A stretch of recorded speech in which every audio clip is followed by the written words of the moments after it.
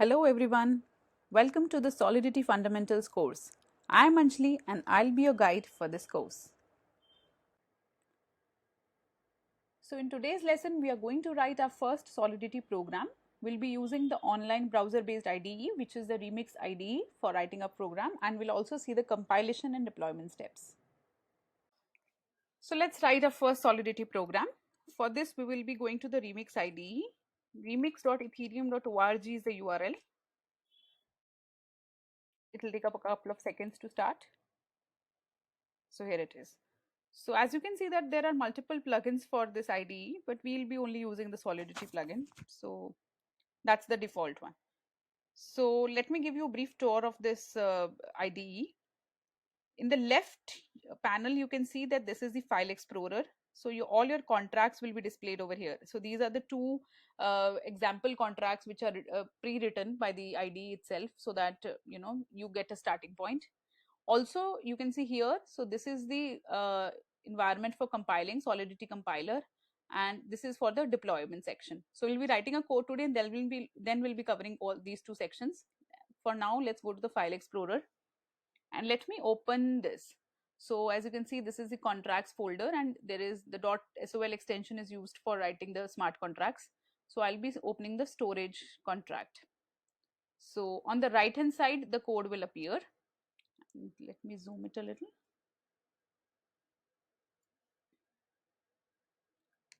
So yes, I'll explain you a few important rules for writing the contract or the Solidity code, and then we will be writing our first program.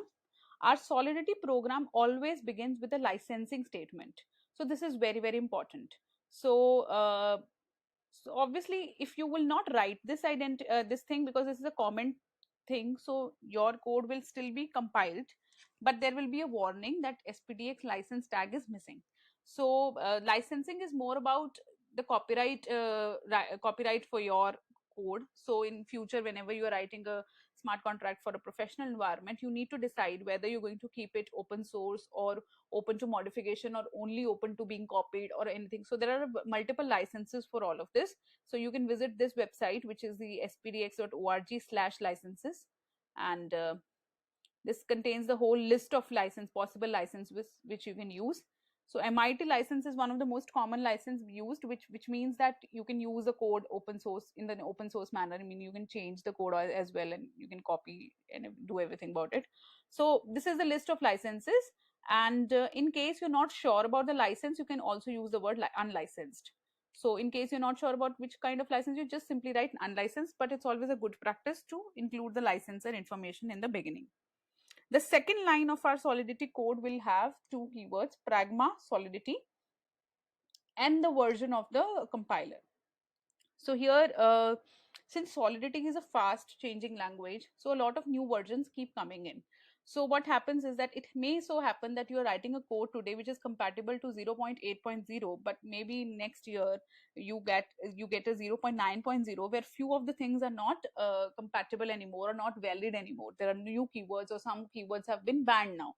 So for that, so in order for you to make sure that your code is always running properly, so you need to mention the compiler Solidity compiler which should be used for compiling this code whenever you run this code.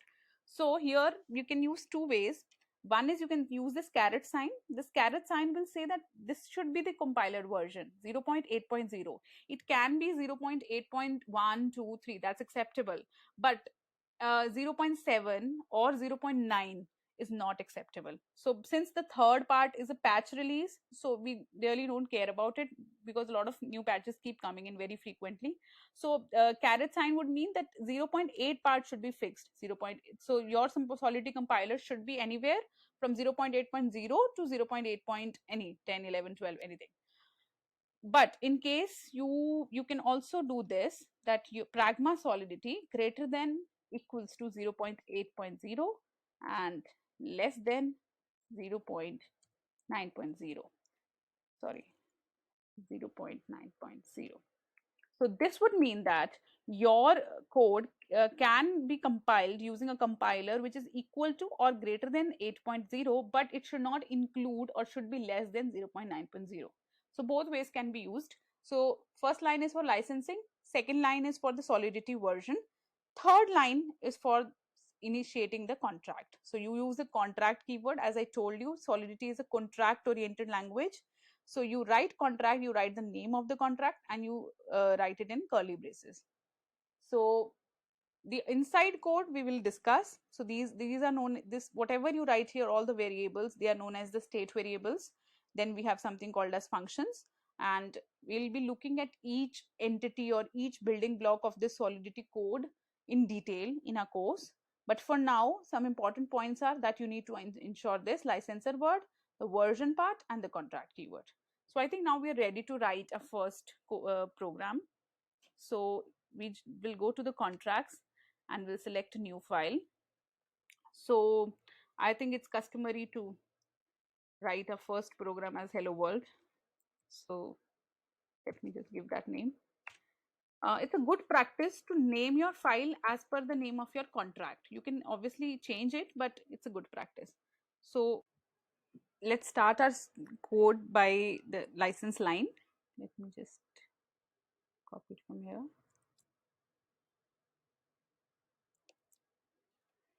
Then, so we have used the unlicensed version. You can use any. Then I'll be writing pragma Solidity. So here I'm mentioning the version to be greater than equals to 0.8.0 and less than 0.9.0. Okay, and semicolon. So next line will be the contract.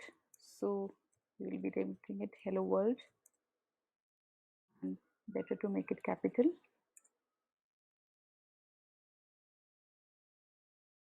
Yeah, the basic structure is done. So let's write a state variable here. String. Here we'll follow the camel case is equals to hello world. Yeah. So that's it. So we've just mentioned one variable, which is a string type, and the name of the variable is hello world, and we are initializing it to hello world exclamation. So the moment I save it, Command S, so you will see on the left a green tick appears. That means the code has compiled successfully.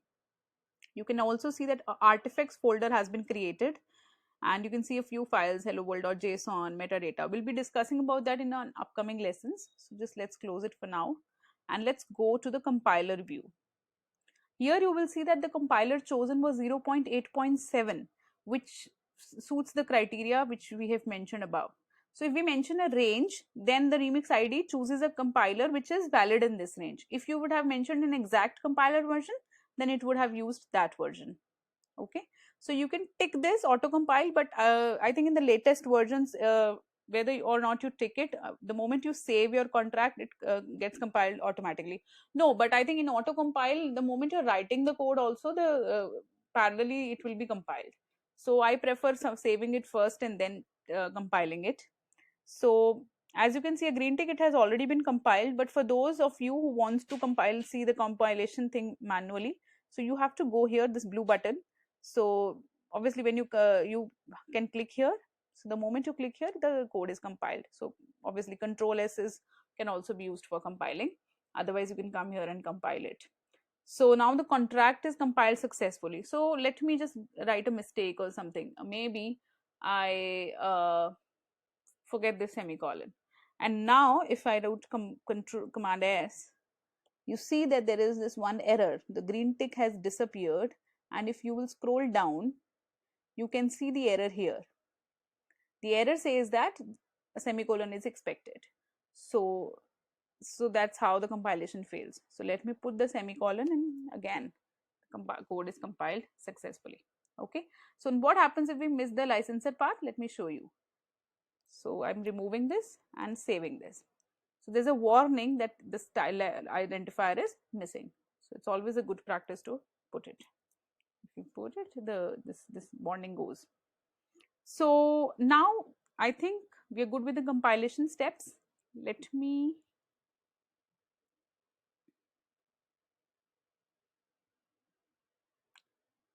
go to the deployment now. So here you can see the deploy button. Let me explain you. We have the environment uh, column here. You can see that there are a lot of options for environment. So basically this is the environment which you want to use for deploying your smart contract, where you want to deploy it. So since we are using the very basic code right now, and we are just writing it on Remix, we will be using the first option, which is the London Remix VM. In case you have, since we had installed MetaMask in our last lesson, so in case you want to do the transactions through your MetaMask, then you will select this option. If you're using as I discussed, there's an offline set of tools as well. But in case you want to write the code and maybe deploy it on hard hat or ganache or anything, so you choose accordingly. So there are a lot of options for us that this will do. Second, you can see there is a lot of accounts mentioned here. So just let me show you. So there are a lot of accounts with fake ether mentioned here. 100 ether. This is not real ether. This is fake ether just for testing purposes. So Remix provides you with a set of accounts already with which you can do your testing. Why it gives you multiple accounts, that thing will be appreciated by you in the next lesson. But for now, you just understand that. So we can choose any account from here, and that will be considered as the owner's account, your account basically. So in case you uh, once you become a smart contract engineer, you will have a wallet of your own, an address of your own. So if you will be deploying it through that, then that account address will be used. But for now, you can use any of these account addresses. Okay. And this is the gas limit. We'll be talking about the gas limit, gas pricing in a separate video.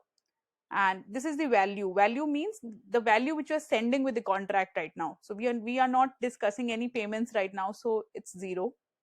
This is the name of the contract. So all the contracts will be displayed here. So in case you're writing multiple contracts in so in this, because already we had if I show you why is not clear? Yeah. So right now it's only hello world, but if in case there are multiple contracts which are not maybe not compiled, only one contract is compiled right now, which is the hello world. So all the compiled contracts will actually be displayed here. Right now there's only one, so it's only displaying one. So you need to select the contract which is already compiled and ready to be deployed. So I have selected the correct contract. So yeah. So we will be just deploying a contract. I just wanted to expand this view for you. So that here, this is the console part, and you will see all the console output being written here. So whenever I'll as of now, you can see that under deployed contracts, we have seen that there is no contract instances to interact with.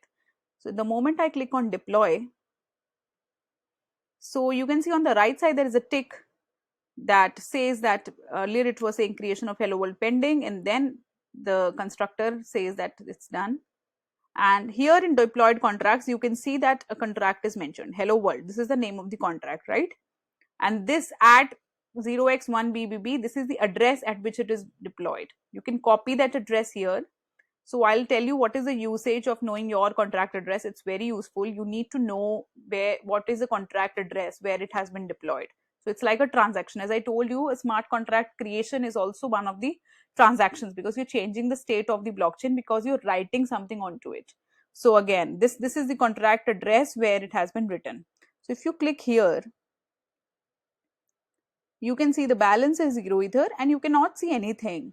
So here we cannot see anything because we have not mentioned the visibility of our variable. So we will be talking about visibility also in detail, but for now just understand that there are 4 types of visibility in Solidity. It's public, private, internal and external. So by default, any variables, so all the variables which you write here in your contract are known as state variables. So because any change to those variables, these variables are written on the chain basically. So any changes made to the variable change will change the state of the blockchain. So that's why they are called as the state variables. So if by default you do not mention any visibility, it's taken to be internal, meaning only the internal functions or can access this variable. But the moment I make it public, and again compile it. In case I compile the contract again, I have to deploy it again. Please always remember, any changes you make to the code, you have to compile it again and redeploy that code. So let me click on the delete button here. So now there are no deployed contracts. I can see that my contract is already compiled here. So let me go to the deploy again and let me again deploy it. So on the right hand side, you can see a tick. If you see here, that this means that the contract has been successfully deployed. And here you can see that this again. Now when you see, there is a button known as hello world. If I click on this button, you will see that the value is shown to be hello world. So this is the beauty of Solidity language, and actually the beauty of Remix IDE, I would say, that here, so there is no need for you to write a getter or setter function where you can write, you are writing to console. So for example, in JavaScript and everything, so if you want to check what is your response, you always have the habit of writing it on console. In Remix IDE, if anything is public, then even if it's a variable or if it's a function, if it's public, it will be shown at the time of deployment, and you can click on it to even see its present value. So we mentioned the hello world exclamation to be the value here, and you can see that that value is being displayed here. So in the upcoming lessons, when we are going to learn about functions, if we use a setter function to change the value of this hello world to something else, then you can click on this and see what is the updated value. So today's lesson is just about understanding the various aspects of this IDE and writing your first code. So licensor is important, Pragma Solidity version is important, the contract structure is important, and then you write here the state variables followed by functions. Everything we're going to see. For now, this is the most important thing, that whatever you write using the public visibility is displayed at the time of deployment in the form of a button. You can click on the button and get its state. So I hope you all access the Remix IDE through your browsers and write your first Solidity code, and see you in the next lesson.